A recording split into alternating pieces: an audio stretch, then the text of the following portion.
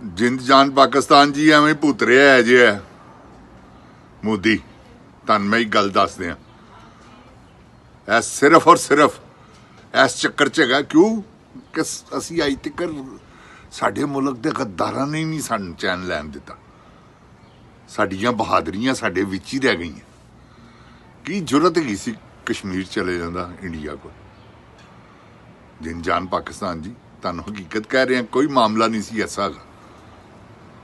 ਇਹ ਹੁਣ ਹਮਲਾ ਕਰਨ ਦੇ ਚੱਕਰ 'ਚ ਆਓ ਕਿ ਮੈਂ ਪਾਕਿਸਤਾਨ ਤੇ ਹਮਲਾ ਕਰਾਂ, ਤੇ ਇਨਸ਼ਾਅੱਲਾ ਕਰਕੇ ਵਹਾਵੇ ਹੋ। ਜਨਰਲ ਸਾਹਿਬ ਇਮਰਾਨ ਖਾਨ ਨੂੰ ਬਾਹਰ ਕੱਢੋ, ਪਾਕਿਸਤਾਨ ਨੂੰ ਬਚਾਉਣਾ ਜੇ ਤੇ ਜ਼ਰੂਰਤ ਹੀ ਨਹੀਂ ਗਈ ਉਹਦੀ ਕਿ ਉਹ ਹਮਲਾ ਕਰ ਜਾਵੇ। ਇਮਰਾਨ ਖਾਨ ਦੇ ਦੌਰ 'ਚ ਕੈਸਾ ਅਭਿਨੰਦਨ ਪੜਿਆ ਸੀ। ਆਊਜ਼ ਬਿल्ला मिनश शैतानिर रजीम बिस्मिल्लाहिर रहमानिर रहीम। रब्बे ज़िदनी इल्मा, अल्लाह ताला मेरे इल्म में इजाफा फरमा और मुझे सच बोलने की तौफीक दे।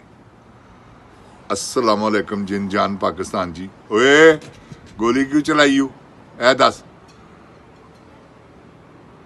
जिन जान पाकिस्तान जी, इंडिया इस वेले फुल मोड च हैगा जे हमला करन। क्यों कि इन्ना अज तक नवाज शरीफ रहा या जरदारी बेनज़ीर सी, वो इन्होंने कभी कश्मीर के उत्ते गल ही नहीं सी कीती। शेरे बब्बर ने उत्थे जाके मसला चुकिया इत्थे UN च इस्लामोफोबिया। ओहो क्या शेरे बब्बर है, खुदा पाक दी कसम। की तकरीर उन्हें की थी, सदियां लोग याद रखणगे जे मेरी गल याद रखना। इमरान खान ऐ कर सकता नवाज शरीफ या जरदारी या ट्रांसजेंडर। उन्हें कहा नहीं, रसूलुल्लाह सल्लल्लाहु अलैहि वसल्लम दी असी साडे दिल च कोई कहंदा ते सानू बुरा लगदा, इस करके साडी मजबूरी है। देखो फिर अल्लाह पाक ने कैसी मेहरबानी की थी, उहदे कहण दे उत्ते इस्लामोफोबिया का दिन भी मुकर्रर होया। अगले दरअसल गल पता की है जिन जान पाकिस्तान जी, असी गद्दारां दे विच ही घिरे रहे। तुहानूं हकीकत कह रहे, बस उत्थे कहानी मुक गई सी लियाकत अली खान साहब तो बाद। याद रखना कायदे आजम साहब नूं ते इन्होंने आप इन्होंने जिंद जान पाकिस्तान जी की तुहानूं दसां, इन्होंने सीधा ही नहीं होण दिता। तुहानूं दिफा दे विच ही 1948 दे असीं असला लै रहे जी, मुल 1948 दे फलाना जहाज ले लिया तो फलाना टैंक ले लिया तो फलानी तोप ले ली। जिन जान पाकिस्तान जी गुजारिश ही है कि जंगां जज्बिਆਂ ਨਾਲ लड़ियां ਜਾਂਦੀਆਂ, तो जब तक पैदल फौज नहीं ना होएगी उन्नी देर तक जो मर्जी हो जाए जिन जान पाकिस्तान जी फतह ही नहीं हो सकती। फतूआत उसले होंदी है जिसले पैदल फौज। तो मैं तुहानूं दस्सिया कि मेरी उस वेले 11 साल उम्र सी। यकीन करो तुसी ग्वाल मंडियों असी को कम अज कम घट तो घट 5 रेड़े ते डंडे हथ च फड़े ने कि तुसी सानू ही इजाजत दिओ। इन्हां दी ऐसी दी तैसी। जिंद जान पाकिस्तान जी यही गद्दार है सन। इन्होंने टाका की कीता, इन्होंने 90,000 फौजी। यह बहादुर फौज है साडी, असीं अज तक इन्होंने सलूट ही मारते रहे हैं। वो तो सानू वो तो ख्वाजा ने कहा कि इन्होंने कोई जंग नहीं जीती। वो ट्रांसजेंडर है आप भी। उन्हें कहा असैंबली च, देखो कैसी गल, कैसी गल है। तुहानूं मैं कैसी गल दस रहा। जिन जान पाकिस्तान ख्वाजा उन्हें असैंबली च किया कि तुसी ते जंग ही कोई नहीं जीती, सारियां जंगां हारी। ते हालांकि एक जंग उन्होंने आप हरवाई है सानू, कारगिल वाली। जिन जान पाकिस्तान जी, फौजां वापस बुला के ते असीं तो इंडिया की शाहरग ते चढ़ गए।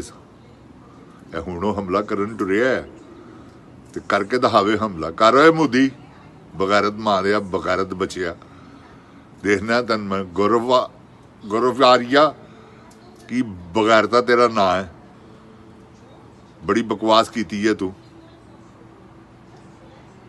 आसम मुनीर जनरल के बारे च। देख तेरा हाल की करने, भावें कुछ भी है, साडी फौज है, साडी फौज का जनरल है। वखरी गल है कि उन्हें सियासत के विच आके बेड़ा गर्क कर दिता बाजवे ने, क्योंकि सारा जिन जान पाकिस्तान की सियासत की सारा कुछ तुहाडे सामने है। मैनू कहने की लोड़ कोई नहीं, सारा कुछ तुहाडे सामने है। तुसीं सारा कुछ अपनी अखां नाल वेखिया ना कि अज तक सानू सीधा ही नहीं हो। ऐ ते इमरान खान ने सानू दसिया, खुदा पाक दी कसम, क्यों यह सारा कुछ खाई जाते पे जे। वो तुसी क्योंकि ईमानदार आदमी सी ना, ਉਹ देखो तुसी ਉਹਦੇ ਤੇ कैसियां मुसीबत आईयां। कोविड वो अल्लाह माफ़ी देवे, ऐसा एक पूरी दुनिया के उत्ते अजाब आया, लेकिन वो भी दूसरे नंबर ते इमरान खान। यकीन करो तुसी बब्बर शेर आदमी का सी। ਉਹਦੇ दौर ਦੇ ਵਿੱਚ लंगर खाने खुल रहे सन ते खुलते रहने सन। और की होना सी, क्योंकि वो ईमानदार आदमी सी। 10-10 लाख रुपए का कार्ड वंड गए, तो जेडे उन्हें कार्ड वंडे ने उन्होंने पेमेंटा भी हुई। इन्हें आके आंदे सारी की खच मारी है। तुसी रिकॉर्डिंग सुनी ही है ना, जेड़ा चाचे नूं इन्हें फोन किया है कि इको ही तो गल है उहदे कोल, खत्म करो उन्होंने कार्ड नूं। जिन जान पाकिस्तान जी, वो कोई गल है यार, अल्लाह माफ़ी देवे। तौबा इस्तगफार। लोगों की बीमारी का शिफा ने खो ली है बदी बची ने। अगले नूं शिफा ही मिलती ना पैसे नाल, दवाई खांदा वा अगला तो अगला ओके चुस्त हो जाता, ठीक हो जाता। जे कोई ऑपरेशन करवाना हो तो ऑपरेशन की जरूरत पवे तो ऑपरेशन 10 लाख रुपए का तुहाडे कोल कार्ड हैगा तो जिसले मर्जी जिथे मर्जी यूज़ करो, जिहड़े मर्जी हॉस्पिटल च। इन्हें आंदियां सारी वो खोया। जिन जान पाकिस्तान जी गल हैगी है कि पैदा गीर लोग ने, नौसरबाज ने, दिहाड़ीबाज ने। देखो ना कितना कर्जा लै गया, 35,000 अरब ਇਹਦੇ दौर ਦੇ ਵਿੱਚ 40,000 अरब पूरा ਜਦੋਂ ਦਾ पाकिस्तान ਬਣਿਆ ना ਉਦੋਂ ਦਾ ਕਰਜ਼ਾ ਹੈਗਾ ਸੀ। ਤੇ ਇਹਦੇ 3 ਸਾਲਾਂ 'ਚ देखो की हाल कर दिता है खंजीर के बच्चे ने।